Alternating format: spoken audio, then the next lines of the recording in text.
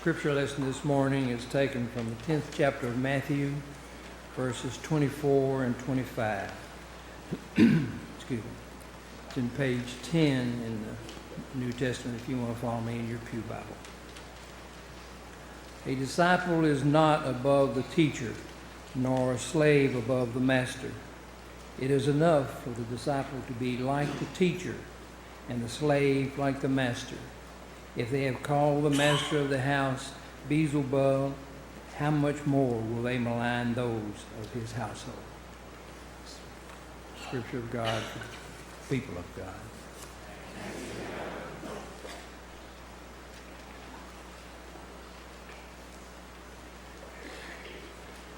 Across history, it's never been easy to be an orphan, but it certainly wasn't in 12th century Korea.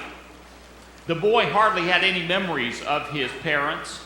He had been born in the capital, but then they had sent him, when both of his parents had died, to a coastal city, hoping that the monks at the Buddhist monastery would take him in. That was the custom.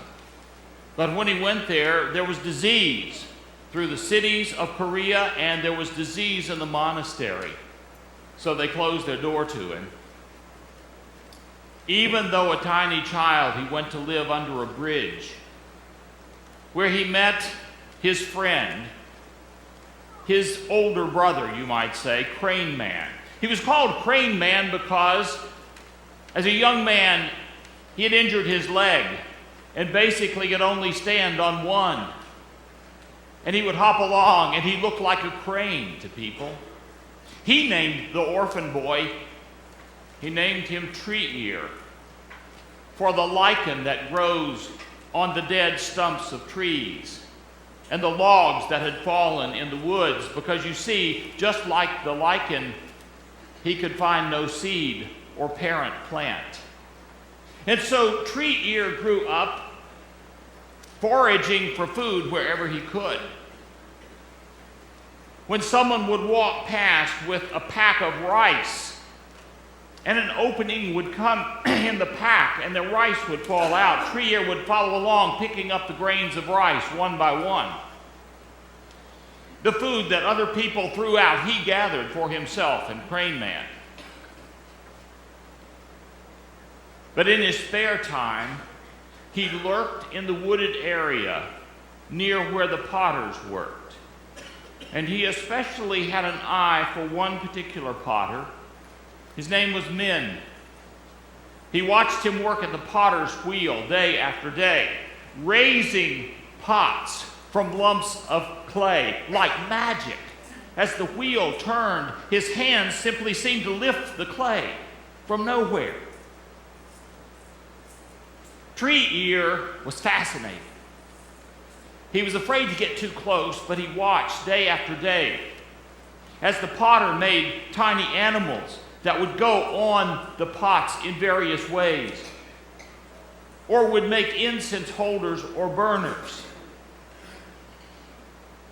This was a very famous type of pottery in 12th century Korea. It was called celadon. When it was fired, it turned a jade green.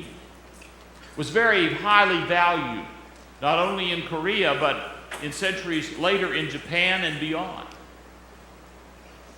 The boy began to have a yearning to learn how to do what Min the potter did. One day his yearning overcame him to the point that he walked up to where the newly fired pots were. And as he moved among them, inadvertently he bumped one and it fell over and shattered. He was mortified. The potter came out and was livid.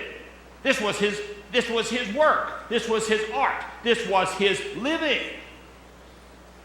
He told the boy, "You'll have to work for me to repay what you've just destroyed." And so for the next 9 days,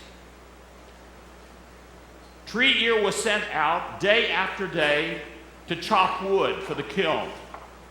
It was hard labor. It was harder than anything he had done before. It left him little time to forage for food.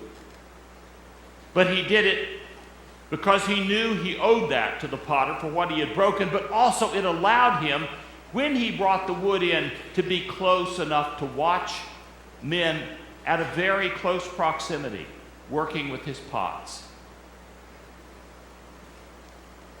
After 9 days, the boy decided to try and come back for a 10th, to take the chance. The chance that men might actually hire him, which would mean that he would get a meal each day. That was the requirement. If you had someone working for you, you fed them the midday meal. He could save part of it for his friend Crane Man, and part of it he would eat himself, and it would allow him to stay close to the potter. Sure enough, the potter, gruff as he was, agreed. But he said, "No more wood, you go cut clay." This was great. This is exactly what the boy wanted. He wanted to learn the potter's skill, and part of that was finding the clay and cutting the clay. He had seen the other potters do this. So he took the tool with which you cut the clay, and the very first time he tried it, it was beautiful. He swung it over his head and down, and it cut this beautiful line in the clay. He was ready to pull it out and cut the whole square out when he discovered that the clay held it. He couldn't get it out. He had to mess up this beautiful block of clay he had started just to get the cutting tool out, and by the time he finished, it was a mess. He was a mess.